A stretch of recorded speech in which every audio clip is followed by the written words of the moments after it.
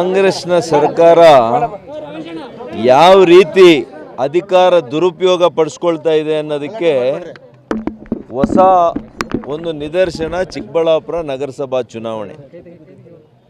12ನೇ ತಾರೀಕು ನಿಗದಿಯಾಗಿದೆ. ನನಗೆ ಭರವಸೆ ಇದೆ, ನಾವು ಗೆದ್ದೇ ಗೆಲ್ತೀವಿ. ಕಾಮಗಾರಿ ಪ್ರಗತಿಯಲ್ಲಿದೆ. ಇದೇ ತಿಂಗಳ 12ರಂದು ಚಿಕ್ಕಬಳ್ಳಾಪುರ ನಗರಸಭೆಯ ಅಧ್ಯಕ್ಷ ಹಾಗೂ ಉಪಾಧ್ಯಕ್ಷ ಗಾದಿಯ ಚುನಾವಣೆ ನಡೆಯಲಿದ್ದು, ಸ್ಥಳೀಯ ಕಾಂಗ್ರೆಸ್ ಶಾಸಕ ಪ್ರದೀಪ್ ಈಶ್ವರ್ ಹಾಗೂ ಸಂಸದ ಡಾ ಕೆ ಸುಧಾಕರ್ ಮಧ್ಯೆ ಜಿದ್ದಾಜಿದ್ದಿಗೆ ಕಾರಣವಾಗಿದೆ. ಇಬ್ಬರಿಗೂ ರಾಜಕೀಯ ಪ್ರತಿಷ್ಠೆಯ ವಿಚಾರವಾಗಿದೆ. ಹೀಗಾಗಿ ಇಬ್ಬರು ನಾಯಕರು ಸಹ ನಗರಸಭೆ ಗದ್ದುಗೆಗಾಗಿ ನಾನಾ ನೀನ ಅಂತ ತೆರೆಮರೆಯಲ್ಲಿ ಗುದ್ದಾಟ ನಡೆಸುತ್ತಿದ್ದಾರೆ. ಏನಾದರೂ ಮಾಡಿ ಅಧಿಕಾರ ಹಿಡಿಯಲೇಬೇಕು, ನಗರಸಭೆ ತಮ್ಮ ಹಿಡಿತದಲ್ಲೇ ಇರಬೇಕು ಅಂತ ಸಂಸದ ಸುಧಾಕರ್ ಹಾಗೂ ಶಾಸಕ ಪ್ರದೀಪ್ ಈಶ್ವರ್ ಪಟ್ಟು ಹಿಡಿದು ತಮ್ಮ ಬೆಂಬಲಿಗರನ್ನ ತಮ್ಮ ಹಿಡಿತದಲ್ಲಿ ಇಟ್ಟುಕೊಳ್ಳಲು ಸರ್ಕಸ್ ನಡೆಸುತ್ತಿದ್ದಾರೆ. ಇನ್ನೂ ಒಂದು ಹೆಜ್ಜೆ ಮುಂದೆ ಹೋಗಿರುವ ಡಾ ಕೆ ಸುಧಾಕರ್ ತಮ್ಮ ಬೆಂಬಲಿಗ ಸದಸ್ಯರಲ್ಲಿ 14 ಜನರನ್ನ ಕರೆದುಕೊಂಡು ದೆಹಲಿಯತ್ತ ಪ್ರವಾಸಕ್ಕೆ ಹೋಗಿದ್ದಾರೆ.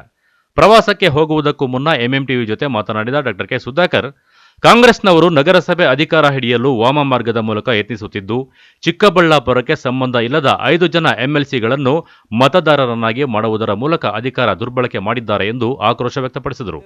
ಸರ್ಕಾರ ಯಾವ ರೀತಿ ಅಧಿಕಾರ ದುರುಪಯೋಗ ಪಡಿಸ್ಕೊಳ್ತಾ ಇದೆ ಅನ್ನೋದಕ್ಕೆ ಹೊಸ ಒಂದು ನಿದರ್ಶನ ಚಿಕ್ಕಬಳ್ಳಾಪುರ ನಗರಸಭಾ ಚುನಾವಣೆ. ಈ ನಗರದವರೇ ಅಲ್ಲ, ನಗರದ ನಿವಾಸಿ ಅಲ್ಲ, ಚುನಾವಣೆಯ ನಿಮಿತ್ತ ಒಂದು ವಾರ ಚುನಾವಣೆ ಇದೆ ಎಂದಾಗ ಇವತ್ತು ಹಿಂಬಾಗಲಿನಿಂದ 5 ಜನ ವಿಧಾನ ಪರಿಷತ್ ಸದಸ್ಯರುಗಳನ್ನ ವೋಟರ್ ಲಿಸ್ಟಲ್ಲಿ ಸೇರಿಸುವಂಥ ದೌರ್ಭಾಗ್ಯ, ಇಂಥ ಒಂದು ಭ್ರಷ್ಟ ಕಾಂಗ್ರೆಸ್ ಸರ್ಕಾರ ಇವತ್ತು ಬಂದಿದೆ. ಇವತ್ತು ಎಲ್ಲ ಅವರ ಅಧಿಕಾರ ದರ್ಪ ದುರಹಂಕಾರ ಎಲ್ಲೇ ಮೀರಿದೆ. ಇವತ್ತು ನಾವು ಸುಪ್ರೀಂ ಕೋರ್ಟೇ ಇವತ್ತು ಭಾಳ ಒಂದು ನಿರ್ದೇಶನ ಕೊಟ್ಟಿದೆ. ಕನಿಷ್ಠ 6 ತಿಂಗಳು ಒಂದು ನಗರದಲ್ಲಿ ನಿವಾಸಿಯಾಗಿರಬೇಕು ಒಬ್ಬ ವ್ಯಕ್ತಿ ವೋಟರ್ ಲಿಸ್ಟಲ್ಲಿ ಬರಬೇಕು ಅಂತಂದರೆ. ಒಂದು ವಾರದ ಹಿಂದೆ ಅಲ್ಲ, ಎಲ್ಲ ಬೋಗಸ್ ಅಗ್ರಿಮೆಂಟ್ ಪೇಪರುಗಳು ಏನೋ ಇಲ್ಲಿ ಬಂದು ನಗರದಲ್ಲಿದ್ದಾರೆ ಅಂತೇಳಿ. ಗೋವಿಂದರಾಜ್ ಅವರು ಇದ್ದಾರ ನಗರದಲ್ಲಿ, MR ಸೀತಾರಾಮ್ ಅವರು ಇದ್ದಾರ ಚಿಕ್ಕಬಳ್ಳಾಪುರ ನಗರದಲ್ಲಿ. ಯಾರೋ ಅವರು IRS ಆಫೀಸರ್ ಆಗಿದ್ದರು, MLC ಮಾಡಿದ್ದಾರೆ.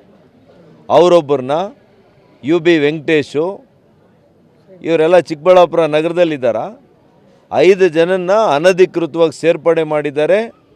ಯಾರು BLOಗಳು ಅವರನ್ನು ಸೇರ್ಪಡೆ ಮಾಡಿಸಿದ್ದಾರೆ, we will see that you are suspended. Tahsildar, AC, DC ಯಾರನ್ನೂ ಬಿಡೋದಿಲ್ಲ. ಸುಪ್ರೀಂ ಕೋರ್ಟ್ಗಾದರೂ ಹೋಗಿ ನಿಮ್ಮ ಮೇಲೆ ಚೀಮಾರಿ ಹಾಕುವಂಥದ್ದು, ನಿಮಗೆ ಸಸ್ಪೆನ್ಷನ್ ಮಾಡಿಸುವಂಥದ್ದು. ನಾವು BJP ಏನು ಇನ್ನೂ ಸತ್ತಿಲ್ಲ ಪಕ್ಷ, ಗೊತ್ತಿದೆ ನಮಗೆ ಹೆಂಗೆ ಎದುರಿಸಬೇಕು ಅಂತ. ಸಾವಿರಾರು ಜನರನ್ನು ಸೇರಿಸಿ ಪ್ರತಿರೋಧ ಮಾಡ್ತೀವಿ, ಪ್ರತಿಭಟನೆಯನ್ನು ಮಾಡ್ತೀವಿ. ಈ ರೀತಿಯಲ್ಲಿ ಅನೈತಿಕವಾಗಿ, ಅಕ್ರಮವಾಗಿ, ಕಾನೂನು ಬಾಹಿರವಾಗಿ ಇವತ್ತು ಸೇರಿಸುವಂಥದ್ದು. ನಿಮ್ಮ ಸದಸ್ಯರ ಮೇಲೆ ನಿಮಗೆ ನಂಬಿಕೆ ಇಲ್ಲ. ನಿಮ್ಮ ಸದಸ್ಯರನ್ನ ಇಟ್ಕೊಳ್ಳೋಕ್ಕೆ ನಿಮ್ಮ ಜೊತೆಯಲ್ಲಿ ನಿಮಗೆ ಯೋಗ್ಯತೆ ಇಲ್ಲ. ಇದರಲ್ಲಿ ತೋರಿಸುತ್ತೆ ನಿಮ್ಮ ಒಂದು ದಿವಾಳಿತನ.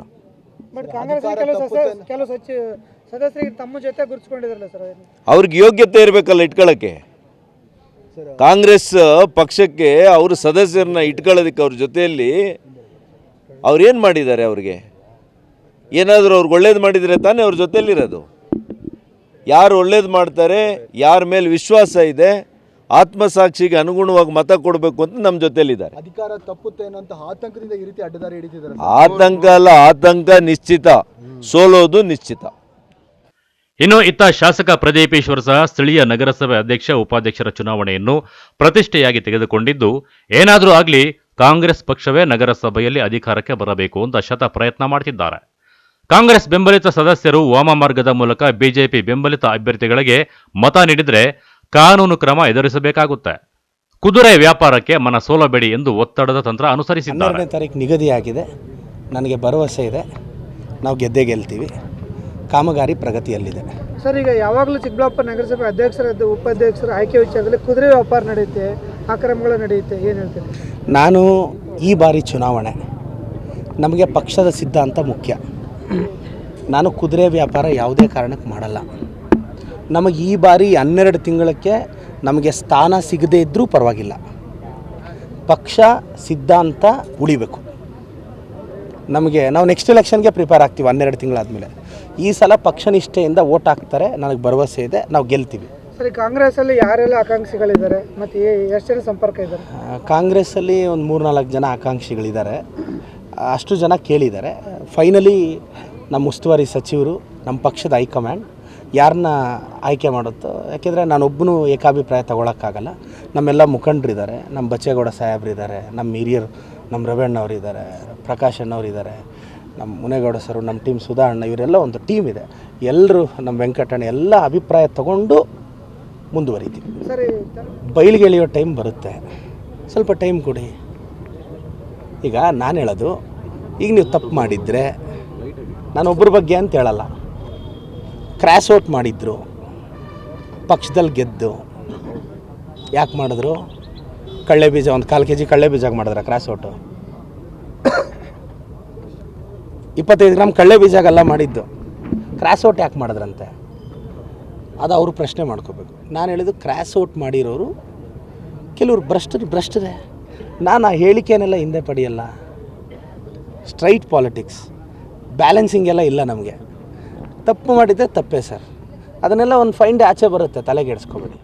ಅಸಲಿಗೆ ಚಿಕ್ಕಬಳ್ಳಾಪುರ ನಗರಸಭೆಯಲ್ಲಿ ಕಾಂಗ್ರೆಸ್ ಪಕ್ಷದ 16 ಮಂದಿ ಸದಸ್ಯರಿದ್ದು, ಬಿಜೆಪಿಯ 9 ಮಂದಿ ಸದಸ್ಯರು ಹಾಗೂ ಜೆಡಿಎಸ್ನ 2 ಸದಸ್ಯರು, 4 ಮಂದಿ ಪಕ್ಷೇತರ ಸದಸ್ಯರಿದ್ದಾರೆ.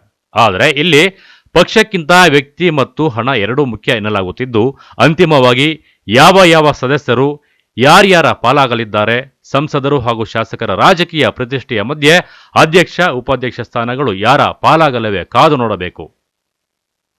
ಕಳವರ ಅರುಣ್, MMTV ನ್ಯೂಸ್, ಚಿಕ್ಕಬಳ್ಳಾಪುರ.